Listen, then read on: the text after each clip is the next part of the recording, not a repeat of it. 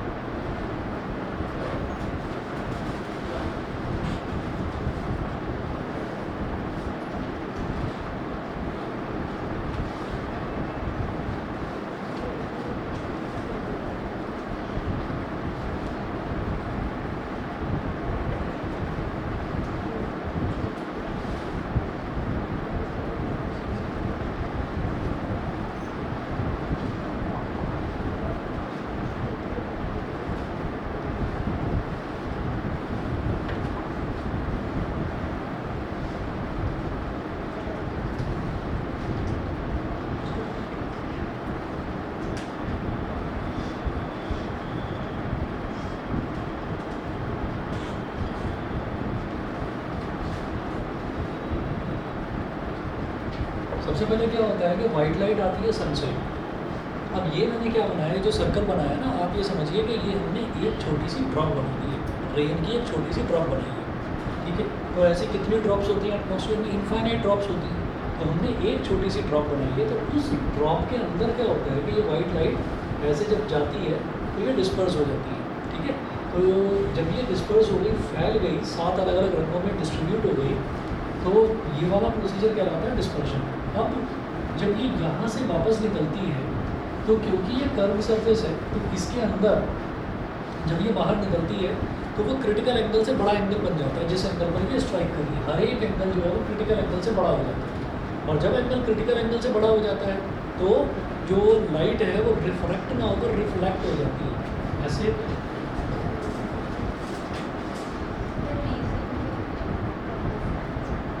Reason बताया तो जो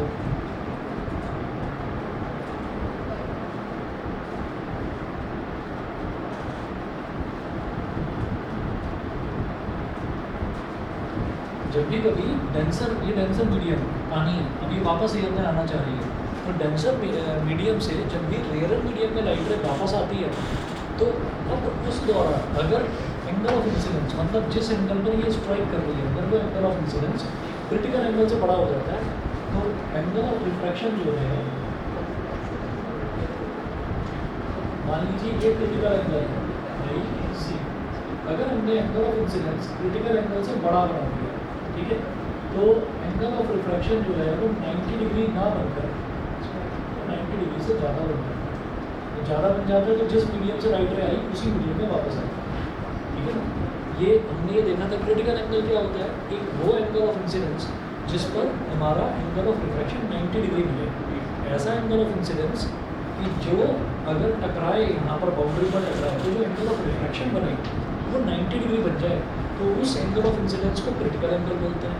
और अगर हमारा angle of incidence critical angle से बड़ा बन रहा है, तो एंगल ऑफ रिफ्रैक्शन 90 डिग्री से बड़ा बन जाएगा, और जब बड़ा बनेगा तो फिर वो वापस सेम मीडियम में एंटर कर जाएगा, ठीक है। ये कहलाता है टोटल इंटरनल रिफ्लेक्शन। ये डिस्पर्शन हुआ, और यहाँ लिख देंगे आप इधर TIR, टोटल इंटरनल रिफ्लेक्शन। उसके बाद angle of incidence critical angle से बड़ा, ठीक है। वो बनाकर दिखाने की जरूरत है, बस इतना हो गया बहुत।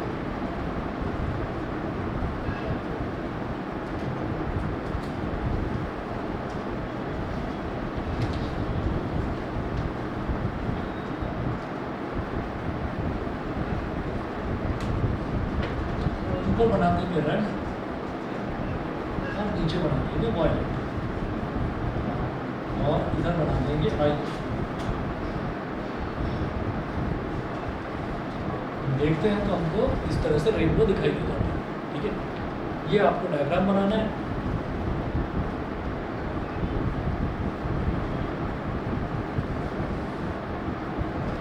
लिखिएगा द रे ऑफ वाइट सनलाइट AB, इस पॉइंट को बोल दीजिएगा C, इस पॉइंट को बोल दीजिएगा D, यहाँ पर D पॉइंट पर होगा रिफ्रैक्शन, वापस से रिफ्रैक्शन होगा। अंदर जब रिफ्लेक्ट हुआ तो रिफ्लेक्शन हुआ, जब लेकिन पानी से मतलब रेन ड्रॉप से जब वो रेज ऑफ लाइट बाहर निकलेगी तो रिफ्रैक्शन हो जाएगा। एक मीडियम से दूसरे मीडियम में जब लाइट एंटर करती है तो रिफ्रैक्शन क्या रहता है? आप लिखेंगे a ray of white sunlight AB enters the rain drop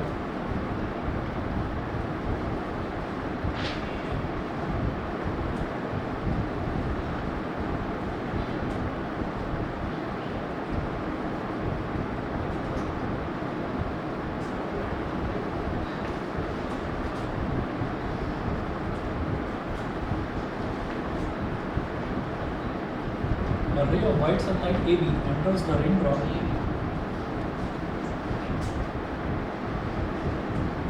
at point B and undergoes refraction.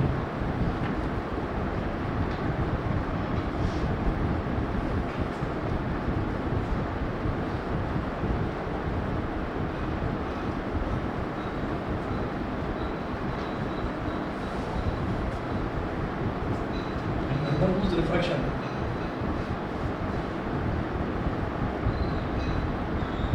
And dispersion to form a spectrum.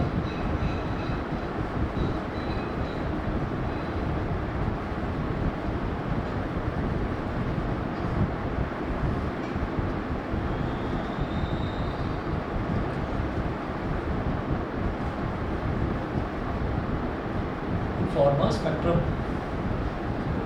Full stop. This spectrum undergoes total internal reflection at point C.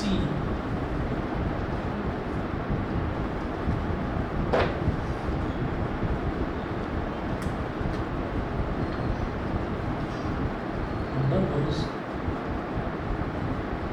total internal reflection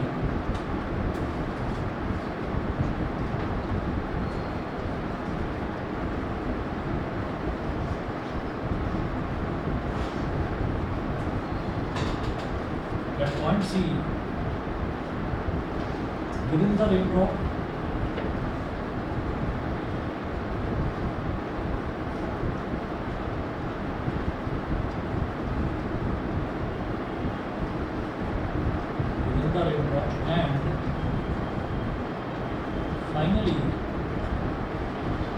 and finally refracted out of the raindrop at point D.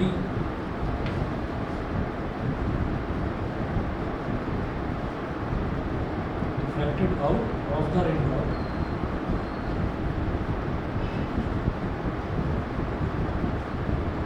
at point D.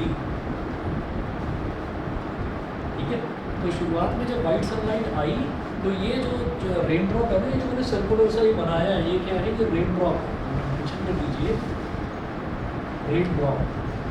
तो rain drop जो है वो एक छोटे prism की तरह, जितनी भी रेन ड्रॉप्स हैं वो एक छोटे प्रिज्म की तरह एक्ट करती हैं। और फिर उसमें होता क्या है कि जब वाइट लाइट आती है तो वाइट लाइट आकर स्प्लिट हो जाती है 7 अलग अलग रंगों में, और फिर उसके बाद में यहाँ with in the rain drop इसमें रिफ्लेक्शन होता है। उस रिफ्लेक्शन को हम बोलते हैं टोटल इंटरनल रिफ्लेक्शन। और जब वो रेन ड्रॉप यहाँ से बाहर निकलती है, मतलब वाटर से, वाटर ही तो है भैया रेन ड्रॉप, वाटर से जब बाहर निकलेगी यानी कि एयर में जाएगी तो मीडियम चेंज होगा, और जब मीडियम चेंज होगा तो क्या कहलाएगा, रिफ्लेक्शन होगा। तो पहले क्या हुआ, रिफ्रैक्शन इस पॉइंट पर, फिर हो गया डिस्पर्जन, फिर हो गया टोटल इंटरनल रिफ्लेक्शन, और फिर वापस से होगा रिफ्लेक्शन। तो ये पूरा प्रोसीजर होता है। हाँ जी सर, जैसा आपने दिखाया उसमें तो जो लाइट की रेज है स्ट्रेट लाइन में जो कर्व होता है। हाँ, तो अभी तो मैंने सिर्फ एक उसका दिखाया ना, एक ड्रॉप का दिखाया। तो वो जितनी भी ड्रॉप्स है ना, वो ड्रॉप्स इस तरह से फैली रहती हैं एटमॉस्फेयर में कि हमको पूरा का पूरा कर्व भी नजर आता है। ये होता है। हाँ जी,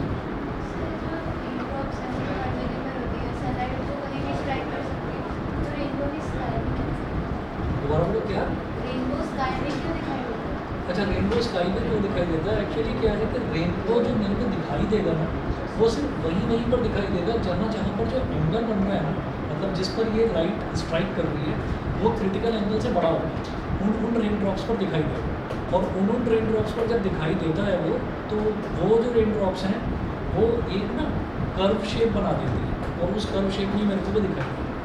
ये रीज़न होता है इसका। मतलब ऐसा होता है, लेकिन मन में तो दिमाग में यही बात आती है कि बारिश के बाद तो सब जगह ही पानी पानी की पूरा एटमॉस्फेयर में होता है, तो पूरा एटमॉस्फेयर रंग बिरंगा दिखना चाहिए। तो वो एक आर्क ही क्यों ऐसी दिखाई देती है? वो आर्क इस वजह से दिखाई देती है कि जिस आर्क पर जिस रेन ड्रॉप पर हमारा क्रिटिकल एंगल से बड़ा एंगल बनेगा, एंगल ऑफ इंसिडेंस, वहाँ पर इस तरह से TIR होगा और वो रिफ्लेक्ट होकर आएगा। तो हम उतने पोर्शन में ही रेनबो को देख पाएंगे। भाई हम तो ये कहेंगे ना कि एंगल ऑफ इंसिडेंस तो अलग अलग तरीके के हो सकते हैं, कोई कहीं पर स्ट्राइक करेगा, कोई कहीं पर करेगा। ये वैसा ही एग्जाम्पल है। TIR जो है ना, ये ऐसा है कि जैसे हीरा रखा हुआ है, हीरे में इतनी ज़्यादा एक्स्ट्रा ऑर्डिनरी चमक की होती है, ब्रिलियंस की होती है वो, क्योंकि उसके अंदर लाइट जो है ना अंदर ही अंदर रिफ्लेक्ट बार हो रही होती है। तो उसको अलग अलग एंगल पर अगर मैं घुमा कर देखूँगा तो चमक दिखाई देगी, लेकिन ऐसे ही रख देंगे तो ठीक है, ज़्यादा चमक दिखाई नहीं देगी। तो हम ये कहेंगे कि अलग अलग एंगल पर जब हम देख रहे हैं तो लाइट रेज अलग अलग एंगल पर स्ट्राइक करके हमारी आइज में एंटर कर रही है। तो हम तो ऐसे स्टेबल हैं, अब हम तो बार ऐसे इतना तो करेंगे नहीं ना कि अभी यहाँ पर ईस्ट में रुकना है, अभी दौड़ कर वेस्ट में जाऊँगा, वहाँ पर जाकर देखूँगा, तो उतना पॉसिबल नहीं है हमारे लिए। तो हम जहाँ पर खड़े हैं वहाँ से हमको रेनबो दिखाई देता है, ठीक है ना। तो उस जगह पर जिस जगह पर angle of incidence critical angle से बड़ा होगा, वहाँ पर वो रेन ड्रॉप्स जो हैं वो टोटल इंटरनल रिफ्लेक्शन करेंगी और वहाँ पर हमको वो रेनबो बनता हुआ दिखाएगा।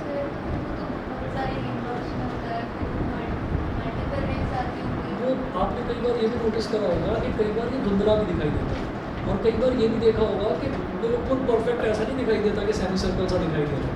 कई बार बस ऐसा दिखाई दे जाएगा, इतनी एक स्ट्रिप दिखाई दे जाएगी। तो वो डिपेंड करता है कि कहाँ पर कितनी सनलाइट पड़ रही है। कभी ऐसा है कि भाई आधा सन ही निकला वो दिखाई दे रहा है, बस वहाँ से बाकी बादल में छुप गया किसी, है ना, तो प्रॉपर सनलाइट नहीं आ पाई। कहीं पर कोई बिल्डिंग है, कहीं पर कोई माउंटेन है, कोई पेड़ है, तो उसकी परछाई पड़ रही है, तो उसकी वजह से उतना प्रॉपर एंगल नहीं बन पाया। तो हाँ, इतना ज़रूर है कि जब से यहाँ आए हैं ना हम बिल्डिंगों में रहना, तब से थोड़ा सा बड़ा दिखने लगा है, क्योंकि हम भी एक पर्टिकुलर हाइट पर आ गए हैं, तो शेडो वाला इफेक्ट उतना नज़र नहीं आता। ग्राउंड से अगर देखते हैं तो उतना ढंग से नहीं दिखाई देता, एक हाइट से देखते हैं तो प्रॉपर। कभी देखा तो होगा यहाँ पर? कभी नहीं देखा, कभी नहीं देखा। अरे यहाँ पर तो मैंने हर साल देखा है, हर साल देखा, और इतना शार्प दिखाई देता है, मज़ा आ जाता है देखकर, प्रॉपर दिखाई देता है, बहुत ही बढ़िया। हाँ जी,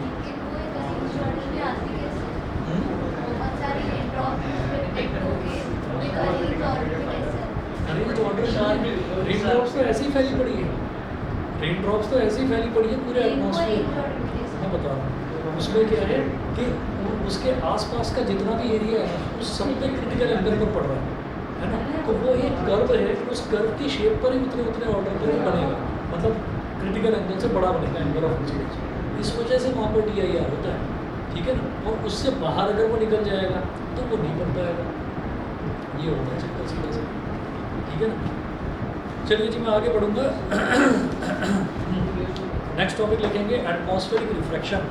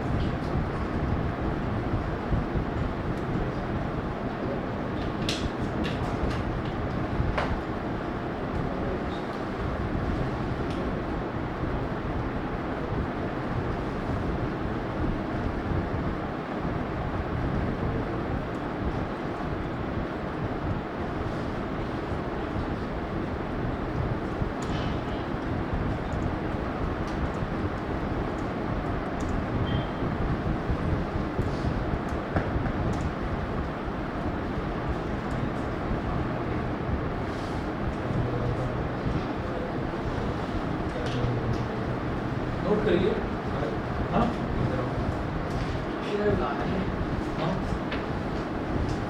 फोटो दिखा रहे हो रेनबो की? ये कहाँ का? यहीं का है ना? कितना सुंदर दिख रहा है।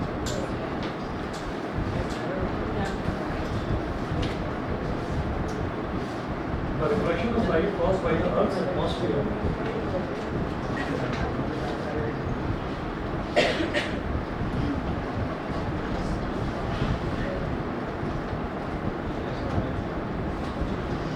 the refraction of light caused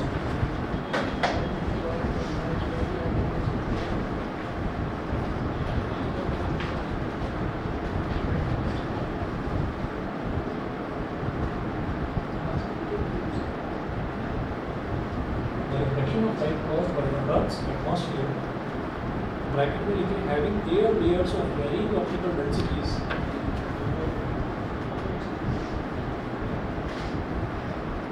having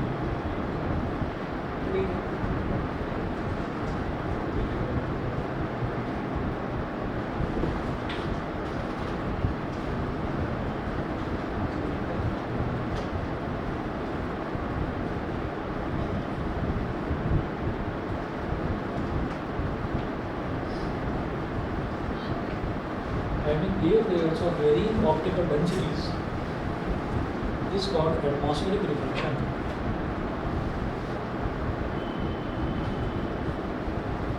Is called atmospheric reflection.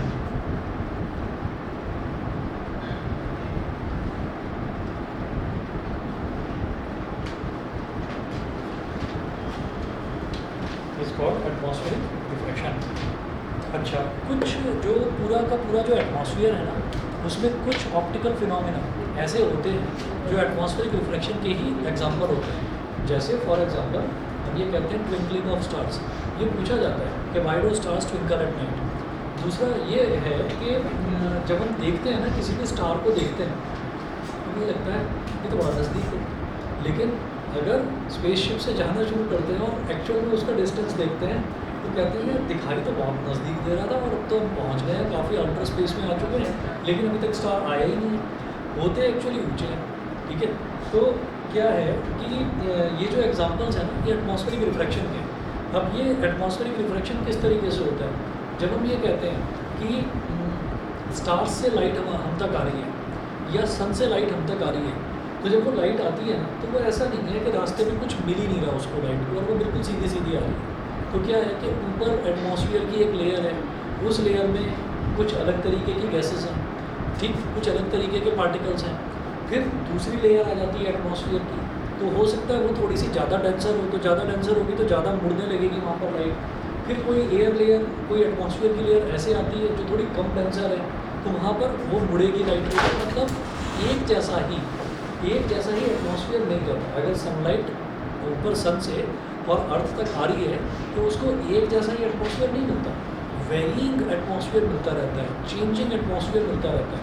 तो चेंजिंग एटमॉस्फेयर का मतलब क्या है कि चेंजिंग डेंसिटी मिलेगी, कहीं पर रेयरर होगा, कहीं पर डेंसर होगा।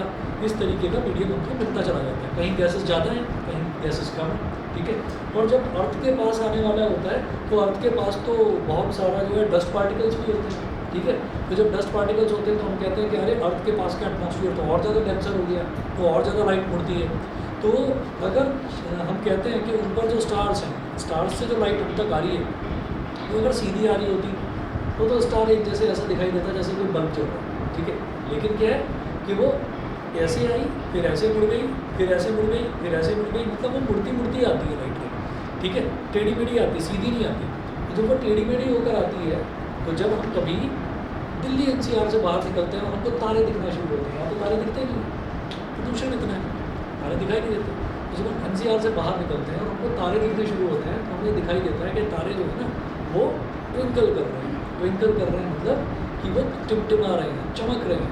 तो वो चमक इसी वजह से है कि वो लाइट ना सीधी नहीं आ रही है हमारी आँखों में, ऐसे ऐसे करके, ठीक। और इसका बहुत अच्छा एग्जाम्पल ये है कि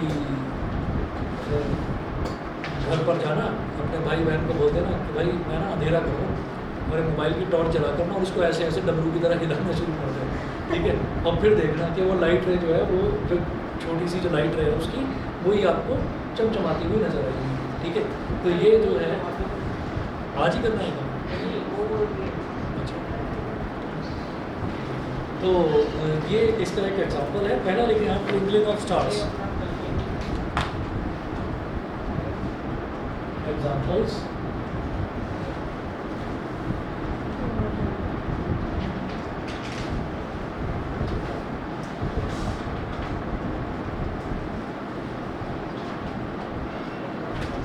ट्विंकलिंग ऑफ स्टार्स, और इसका क्वेश्चन लिखिएगा why do stars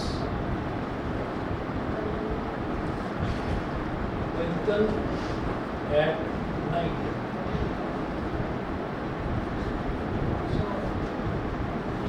why do stars twinkle at night. इसमें आप लिखेंगे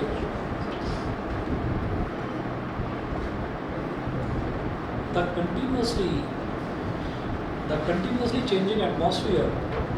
Answer.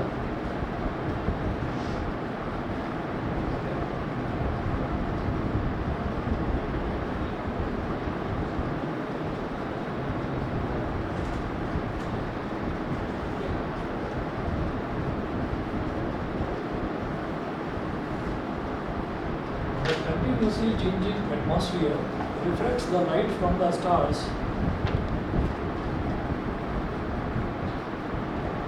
Reflects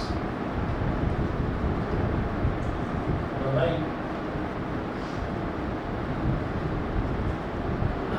light from the stars by different amounts.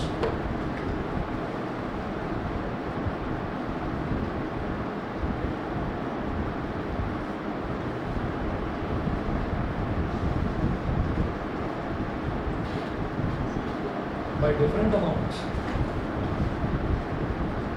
from one moment to the next.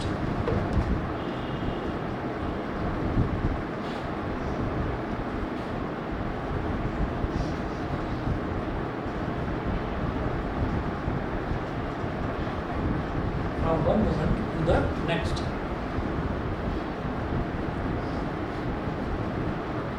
When the atmosphere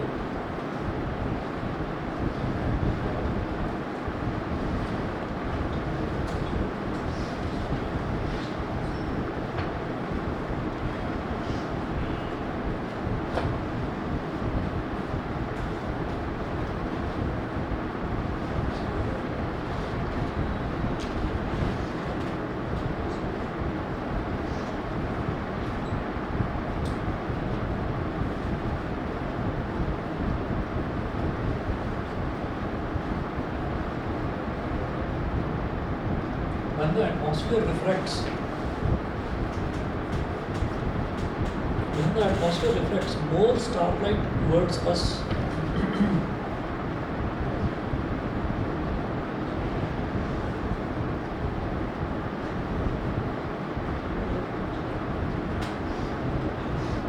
more starlight towards us, the star appears to be bright. The star appears to be bright.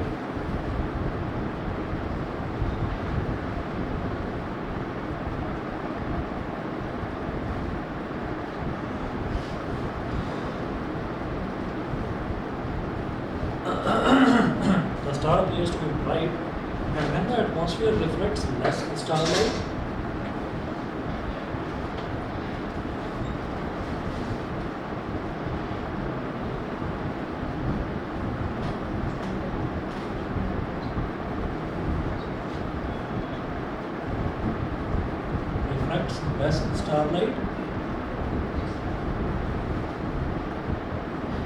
less starlight, then the star appears to be dim.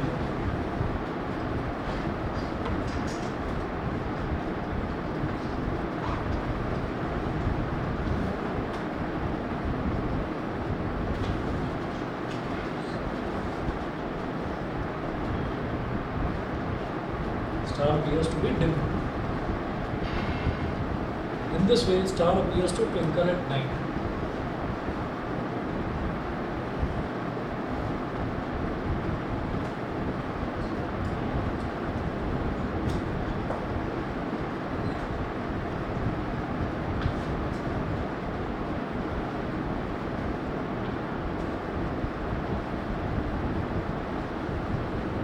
appears to twinkle at night. उसके बाद second लिखेंगे the stars seem higher than they actually are.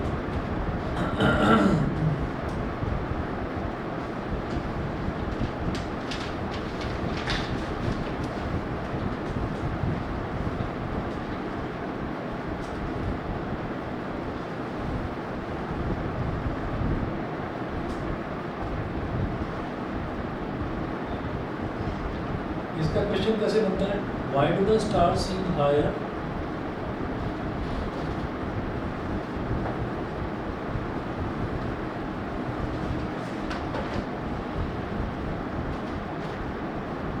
Sir एक star का size क्या होता है?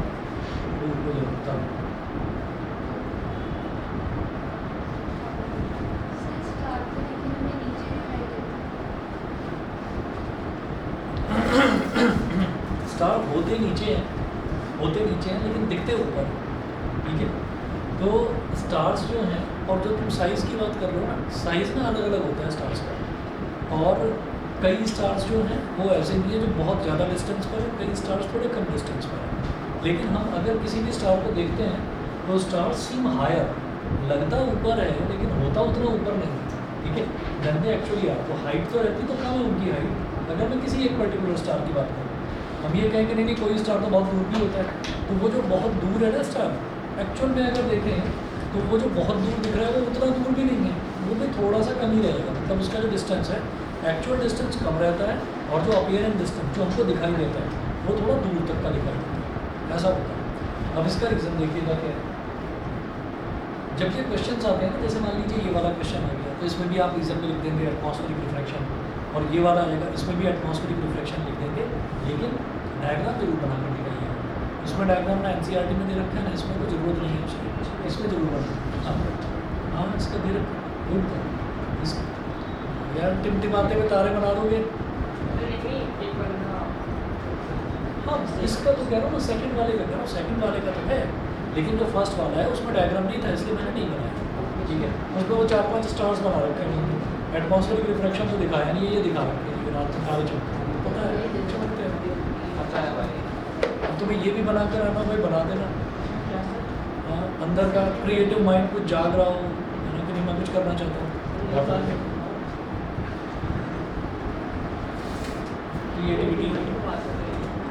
Creativity at its peak.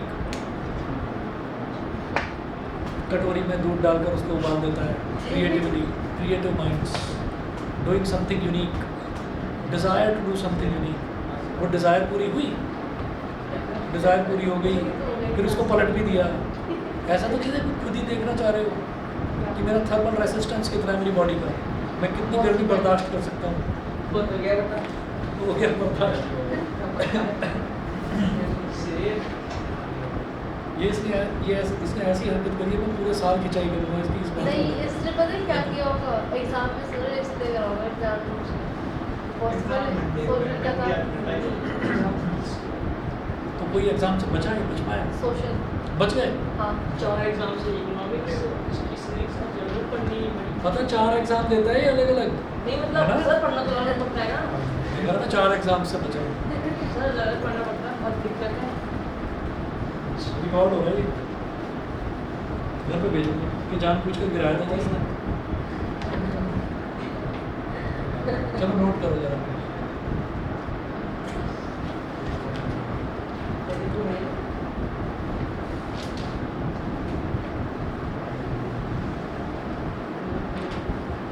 देखिएगा, air higher in the sky is rare,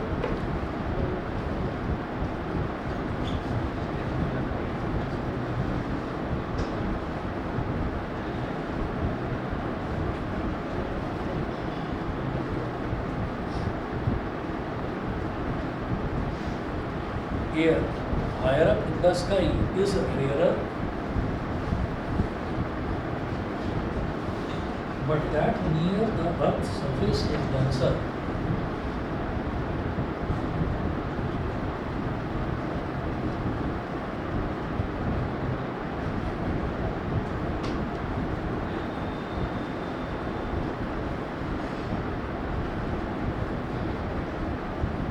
But that near the Earth's surface is denser.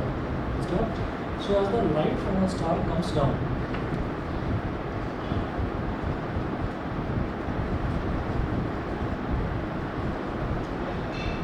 as the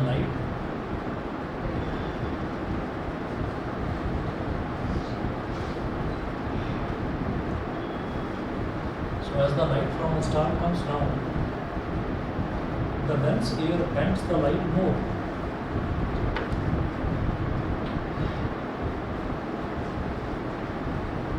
The dense air bends the light more.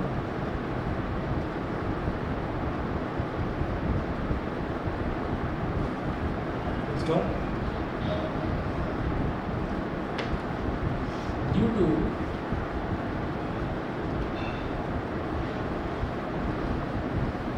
this atmospheric refraction,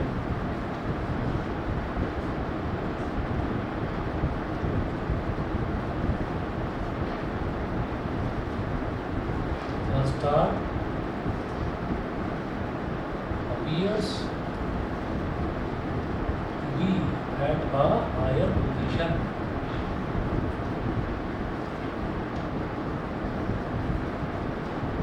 Appears to be at a higher position. ठीक है, अभी ये समझ में नहीं आया होगा, अभी मैं आपको ना इसका डायग्राम बनाकर समझाता हूँ, समझ जाएंगे।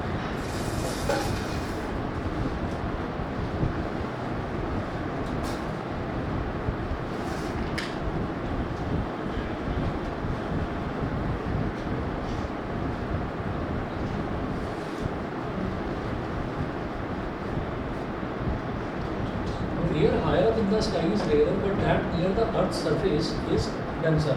तो higher up in the sky, आसमान में अगर ऊपर की तरफ जितना ज़्यादा चलते चले जाएंगे तो जो एटमॉस्फेयर है वो रेयर होता चला जाएगा। रेयर क्यों? क्योंकि वहाँ पर धीरे धीरे डस्ट पार्टिकल्स नहीं मिलेंगे, वहाँ पर धीरे धीरे वाटर ड्रॉपलेट्स नहीं मिलेंगी। तो वाटर ड्रॉपलेट्स नहीं है, डस्ट पार्टिकल्स नहीं है, तो क्या है कि वहाँ पर जो मॉलिक्यूल्स हैं वो बहुत कम है। गैसेस भी जो हैं वो धीरे धीरे थोड़ी कम मिलनी शुरू हो जाएंगी। वहाँ पर कुछ ऐसी हार्मफुल गैसेस हैं जो सिर्फ यहीं मिलती हैं, जो अर्थ के नज़दीक ही मिलती हैं, तो वो वहाँ पर नहीं मिलेगी। कार्बन डाइऑक्साइड कंटेंट बहुत ज़्यादा ऊपर नहीं मिलेगा। तो क्या है कि धीरे धीरे जब हम ऊपर देखते हैं ना एटमॉस्फेयर में, तो एटमॉस्फेयर में जो एयर है वहाँ पर मॉलिक्यूल्स कम होते हैं, इसीलिए उसको स्पेस बोला जाता है। स्पेस मतलब खालीपन को स्पेस बोलते हैं, तो इसीलिए उसको स्पेस बोला जाता है। तो क्योंकि वहाँ पर एटमॉस्फेयर जो है बहुत हल्का है, बहुत रेयर है, और धीरे धीरे जैसे नीचे आते जाते हैं तो डेंसर होता जाता है। तो जब भी चीज़ डेंसर होती जाती है, मतलब लाइट रे जब भी रेयरर से डेंसर मीडियम में एंटर करती है तो लाइट रे ज़्यादा बैंड होती है। ठीक है, तो वही यहाँ पर बताया है कि so as the light from a star comes down the dense air bends the light more, तो वो लाइट को ज़्यादा बेंड करती है। तो हमने ये कहा कि एक स्टार की पोजीशन ये है, ठीक है, और इधर ऑब्जर्वर की आई है,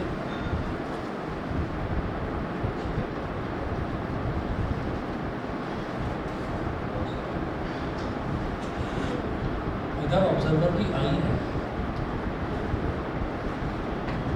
ऑब्जर्वर्स आई, ठीक है। तो वो सीधी ना आकर ना लाइट ऐसे मुड़कर आ रही है, बेंड होकर आ रही है। क्यों? ड्यू टू एटमॉस्फेरिक रिफ्लेक्शन वो बेंड होकर आ रही है। अच्छा, लेकिन हम जब किसी भी चीज़ को देखते हैं, हमने जब भी देखा, जैसे हमने हाइड्रोमेट्रोपिया का भी डायग्राम देखा था, मायोपिया का भी डायग्राम देखा था, तो लाइट रे जिस तरह से हमारी आँख में एंटर कर रही है ना, हम ये सोचते हैं कि उसी तरह से पीछे उसकी इमेज बनेगी। ठीक है, तो लाइट रे यहाँ से हम जब भी देखते हैं तो हमारी जो लाइन ऑफ साइट है वो हमेशा स्ट्रेट लाइन होती है।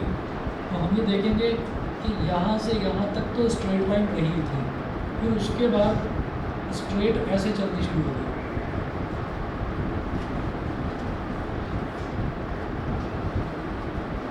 इस वजह से स्टार जो है, जो इसकी हाइट होती है उससे थोड़ा सा हमको ऊपर नज़र आता है। समझ गए? आप ये देखिएगा कि जब हमारी आई लेंस में भी जब कोई लाइट रे ऐसे एंटर करती है ना, इस तरह से आ रही है और ऐसे आ रही है, रेटिना पर उसकी इमेज बन गई, तो हम क्या करते थे, हम इसको पीछे एक्सटेंड करते थे दोनों लाइट रेज को, और जब यहाँ पर ये मिल रही है तो हम ये कहते थे कि अच्छा, तो तो इमेज उसकी यहाँ पर बन रही है, उस इमेज को हमारा आई लेंस देख पा रहा है, ठीक है, और उस इमेज की इमेज रेटिना पर बन रही है। तो कुल मिलाकर कहानी यही है कि यहाँ पर एक्चुअली जो स्टार है वो यहाँ पर है, वहाँ से लाइट रे ऐसे बैंड होकर हमारे पास आ रही है। तो हम उस मुड़ी हुई लाइन को नहीं देख सकते, हम ये नहीं कहेंगे कि हमारा लाइन ऑफ साइट ऐसे मुड़ते हुए पहुँच जाएगा कहीं, हमारा लाइन ऑफ साइट हमेशा सीधा ही होता है। तो हम किसी भी चीज़ को जब देख पाते हैं तो सीधी ही हमारी जो दृष्टि है वो बिल्कुल सीधी ही जाती है। तो यहाँ से ये बिल्कुल सीधा ही जाएगा, तो इसको बोलेंगे एक्चुअल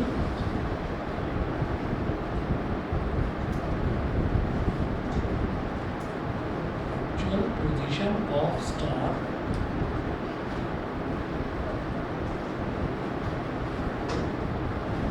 यहाँ लिखेंगे अपीयरेंट पोजीशन। अपीयरेंट मतलब ऐसा हमें अपीयर कर रहा है, ऐसा हमको दिखाई दे रहा है। अपीयरेंट पोजीशन ऑफ स्टार, ब्रैकेट में लिखे अ बिट हायर, थोड़ा ऊपर की तरफ होता है, अ बिट हायर, और साइड में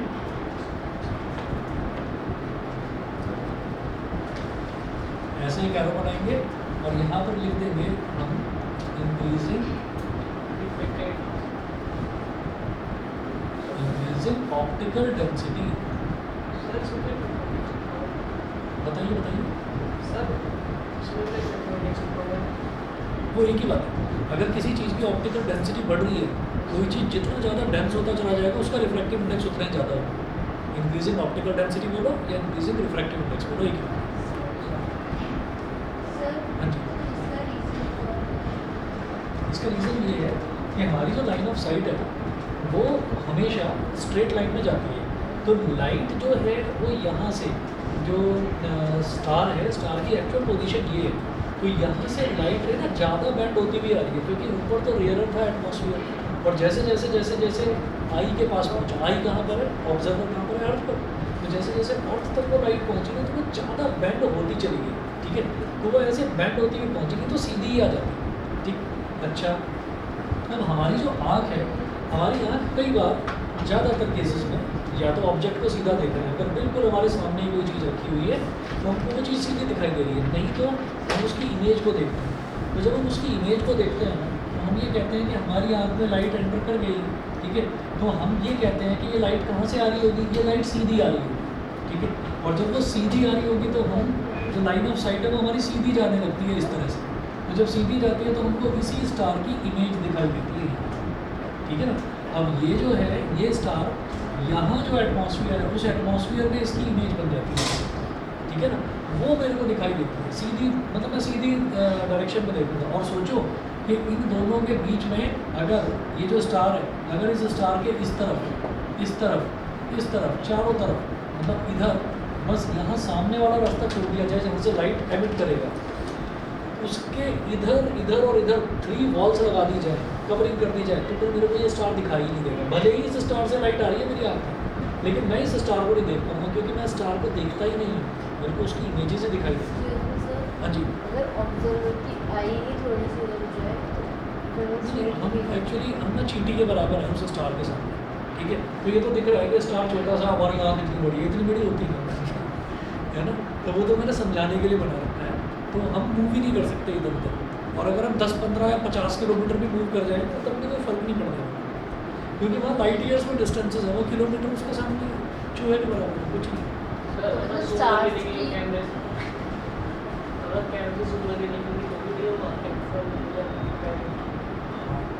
स्टार्स भी बड़े होते हैं साइज में। स्टार्स बड़े होते हैं। ह्यूमन बीइंग हाँ? भी बड़े हैं। किससे? एक ह्यूमन बीइंग। हाँ हाँ, और क्या, अरे स्टार जो है, स्टार तो मतलब पूरे प्लेनेट जितने साइज के भी होते हैं भाई, बहुत बड़े बड़े होते हैं, और वो मतलब क्या थोड़ा सा अच्छा, प्लैनेट्स ट्विंकल क्यों नहीं करते? वैसे अच्छा सवाल है। प्लैनेट्स ट्विंकल इस वजह से नहीं करते क्योंकि प्लैनेट्स जो है ना, जैसे जो स्टार्स हैं, स्टार्स जो हैं वो सन की जो लाइट है उसको रिफ्लेक्ट करते हैं, ठीक है, रिफ्लेक्ट करते हैं उसको, तो इस वजह से वो उनमें लाइट है। और जो प्लैनेट्स हैं, प्लैनेट्स जो हैं वो एक मतलब वो इस तरीके के सब्सटेंसेस के बने हुए हैं, अलग अलग तरीके की चीज़ों के बने हुए हैं। तो जैसे मान लीजिए हमने अपने प्लैनेट की बात करी, अर्थ की, तो अर्थ में मिट्टी भी है, अर्थ में पानी भी है, अर्थ में पौधे भी हैं, माउंटेन्स भी हैं, अलग अलग तरीके की चीज़ें हैं। तो वो लाइट के एब्जॉर्बर्स हैं, तो वो लाइट को एब्जॉर्ब करते हैं, जबकि ये लाइट को रिफ्लेक्ट करते हैं। तो लाइट को रिफ्लेक्ट करते हैं, इनके अंदर लाइट है, इस वजह से लाइट आती है। हाँ, अगर अर्थ पर भी लाइट होती तो वो भी चमचमाता हुआ दिखाई देती। जैसे कि हमारे स्कूल के सर ने पूरा एक पेज का अर्थ लिखा है। Why do stars twinkle and planets do not. हाँ, तो इसमें कोई बहुत बड़ा कौन सा दिखा देना कि कौन सी कहानी दिखा दे उसमें, बस इतनी है कि वो लाइट को एब्जॉर्ब करते हैं, एब्जॉर्ब नहीं करते। अरे रखिए उधर बॉटल, देखो वो उनके पीछे दे रहा वो एक प्रीमियम जल, उस पर लिखा हुआ प्रीमियम जल। हाँ,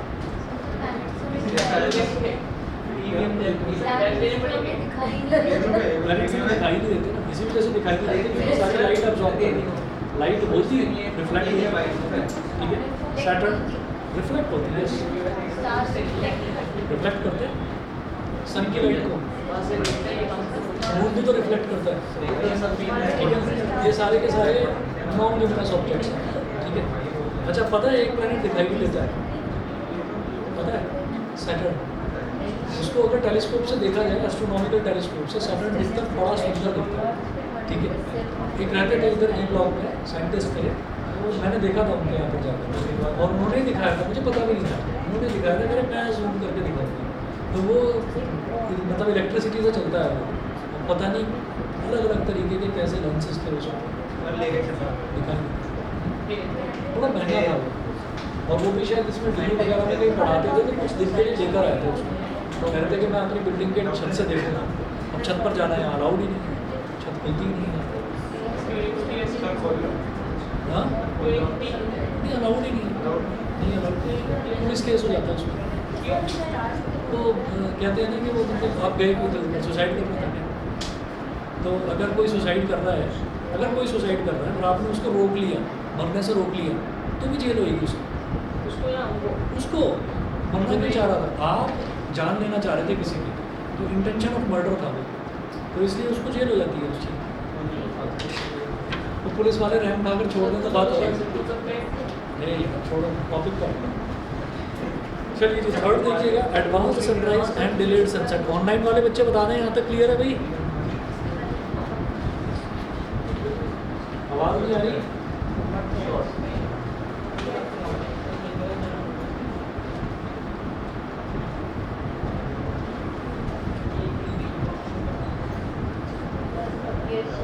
ओके,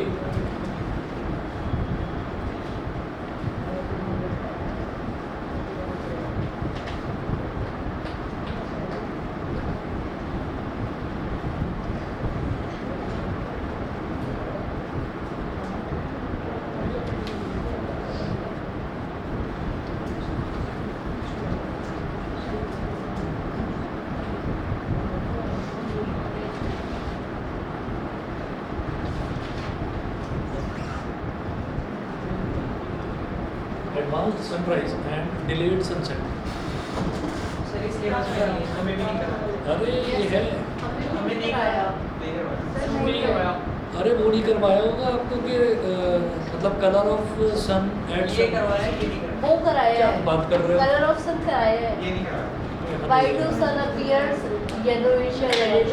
ये करवाया है, हाँ, ये कराया है। गलत है फिर आपके तो टीचर उनका क्वेश्चन है। गलत करवा दिया, कहीं गलत करवा दिया, समझे गलत है। रुक जाओ जरा, अभी दिखाता हूँ आपको,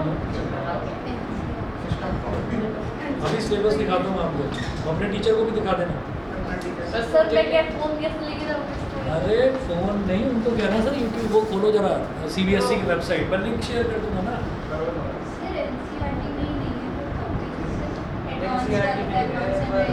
ये नहीं है, हाँ हाँ वही तो मैं कह रहा हूँ, सन के कलर वाला नहीं है, तो इसलिए आपके टीचर को भी गलत समझ में आया, आपके टीचर को भी गलत समझ में आया, वो समझ ही नहीं पाया। लिंक आप जरा मेरे को भेज अरे दो। अभी भेज रहा हूँ, CBSE पर अवेलेबल है, उनको कहना सर वेबसाइट खोलो ना, अभी दिखाती हूँ, अभी मैं आपको बता रहा हूँ इधर, ये तो गलत समझ गया, ये तो बता नहीं, दूँ। मैं तो वही भेजूंगी। क्यों सुन जाते लो जरा, मैं हैं? पढ़ के सुना रहा हूँ आपको सिलेबस और CBSE की वेबसाइट से सुना रहा हूँ।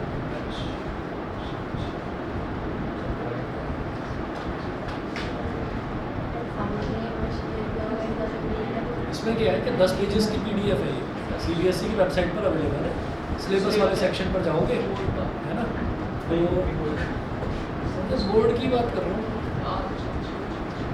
सर हमारा एग्जाम हुआ भी आया तो अब सुनो जरा, ये आपका यूनिट नंबर 3 में है। यूनिट 3 है नेचुरल फिनोमिना।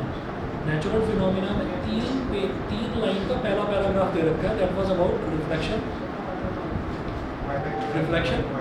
और जो दूसरा पैराग्राफ है वो रिफ्रैक्शन वाला है। अब उसके बाद आ जाइए ह्यूमन आई वाले चैप्टर पर। तो पेज नंबर 7 पर दिखा देना सर को कि सबसे लास्ट वाली लाइन है functioning of a lens in human आई, ये हमने कर लिया था। ह्यूमन आई में लेंस कैसे काम करता है। Next topic defects of vision and their correction. Defects of vision कर लिया, करेक्शन कर लिया। Applications of spherical mirrors and lenses. Applications of spherical mirrors and lenses. Spherical mirrors के और लेंसेज के एप्लीकेशंस क्या क्या हैं हम कर चुके हैं, नहीं समझे। कौन कौन सा चश्मा बनाना है, वही कॉन्वेक्स लेंस लगाना है, कॉन्केव लेंस लगाना है वो, ठीक है। फिर है refraction of light through a prism, ये वाला देखा। फिर है डिस्पर्शन ऑफ लाइट, लाइट कैसे डिस्पर्स होती है, प्रिज्म से निकलती है 7 कलर्स में, वो देखा। अगला टॉपिक है scattering of light. Scattering of light इसके बाद कराऊंगा, मैंने भी करवाया नहीं। उसके बाद अगला टॉपिक इन्होंने दे रखा है applications in daily life excluding, specially लिखा हुआ लास्ट लाइन है, excluding colour of the sun at sunrise and sunset. Colour of the sun at sunrise and sunset, तो ये गलत करा दिया इन्होंने, ये तो एक्सक्लूडिंग है। एक्सक्लूड मतलब हटा रखा है इसलिए बस। और इसका भी इतना बड़ा बहुत बड़ा आंसर है इसका, इसका बहुत बड़ा आंसर। और बोलते कलर ऑफ सन, हाँ भेज, अरे भेजा हुआ है ग्रुप पर, दोबारा भेज देता हूँ।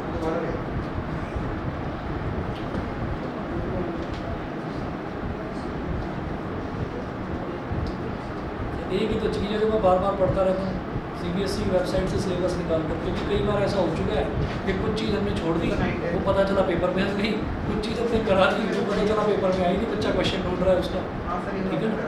तो ये नहीं है। और ये जो है ना advance sunrise and delayed sunset, ये 100% है सिलेबस में, ये करना ही है और ये बड़ा आसान है।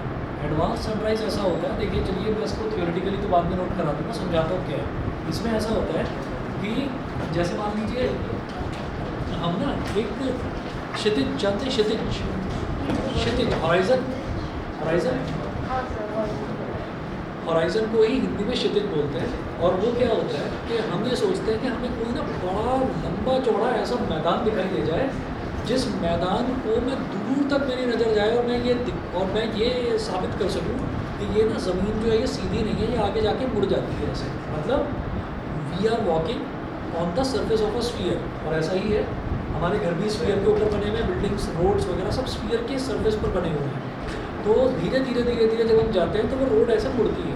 ऐसे कई लोगों ने कोशिश भी करी कि पूरी दुनिया का चक्कर लगाने निकले, ठीक है, और ये सोच लिया कि कंपास हाथ में है और हम डायरेक्शन नहीं बदलने देंगे, हम एक ही डायरेक्शन में चलते जाएंगे। रास्ते में पहाड़ आएगा कोई बात नहीं, क्रॉस करेंगे, पानी आएगा कोई बात नहीं, क्रॉस करेंगे, कैसे भी करके हमें जाना सीधी डायरेक्शन।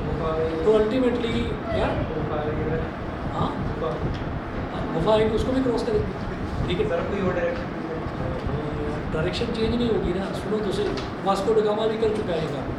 तो हम ये कहते हैं, होते हैं कई लोग ऐसे, मतलब जिनकी चिंता नहीं होती लाइफ की, इतना मस्टर नहीं है, ठीक है। तो हाँ वो, हाँ तो वो सीधे चलते गए तो उन्होंने अल्टीमेटली ये देखा कि आप घूम फिर कर वापस जिस पॉइंट से स्टार्ट करा था वहीं आ गए। तो प्रूव हो गया कि अर्थ जो है एक स्फीयर है। अब इसी तरह से ऐसा लंबा चौड़ा मैदान तो दिखना मुश्किल है। तो ये चीज़ जहाँ पर इंसान कंस्ट्रक्शन नहीं कर सकता वो क्या है, समंदर। समंदर में कंस्ट्रक्शन नहीं हो सकता, ठीक है ना।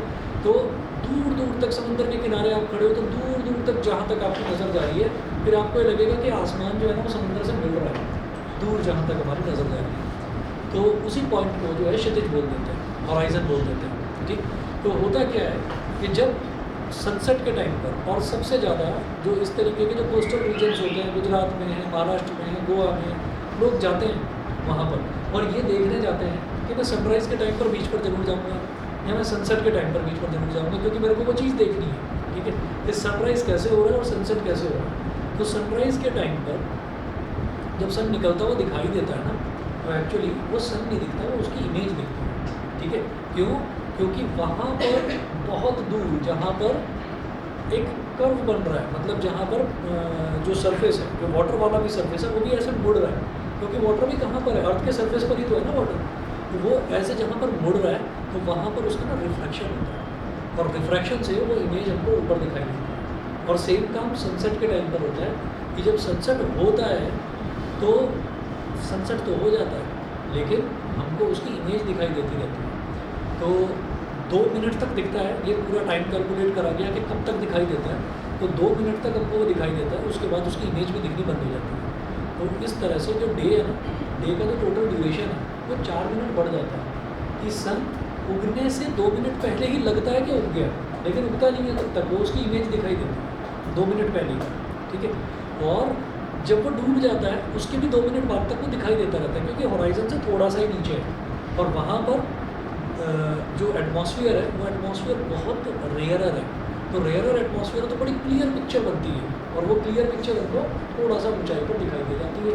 तो हम ये कहते हैं कि छुपने के 2 मिनट बाद तक भी दिखता है और उगने के 2 मिनट पहले से दिखना शुरू हो जाता है। तो दिन का टोटल टाइम ड्यूरेशन 4 मिनट बढ़ जाता है। 2 मिनट पहले उग गया और 2 मिनट बाद तक दिखाई देता है, तो टोटल 4 मिनट बढ़ गया। तो क्वेश्चन इस पर यही बनता है, explain how the length of the day is lengthened by 4 minutes due to atmospheric reflection. तो उसका आंसर मैं इसमें लिखा दूँगा, ठीक है। इतना ही कर कैसे देते पता चलता है कि वो सन की इमेज है? क्या चीज़, वो कैसे दिखाई देता है, नहीं, कैसे पता चलता है कि वो इमेज वो कैसे पता चलता है, क्योंकि इमेज की लाइट इतनी ब्राइट नहीं होती, इमेज की लाइट इतनी ब्राइट नहीं होती। तो ऐसा क्या है कि 2 मिनट बाद उसकी लाइट बहुत ज़्यादा ब्राइट हो जाती है कि आप देख नहीं सकते, ठीक है। तो वो इस वजह से आपको उसकी इमेज दिखती है। सर अगर एडवांस सनराइज और लेट सनसेट नहीं हो तो फिर दिन 4 मिनट छोटा हो जाएगा। तो 4 मिनट छोटा हो जाएगा, ये है चक्कर। तो दिन जो 4 मिनट, दिन का मतलब पूरे 24 घंटे की बात नहीं कर रहा हूँ, 24 घंटे तो 24 घंटे ही रहेंगे। दिन का मतलब रोशनी वाला ड्यूरेशन है, ठीक है ना, उसको दिन कह रहे हैं। ये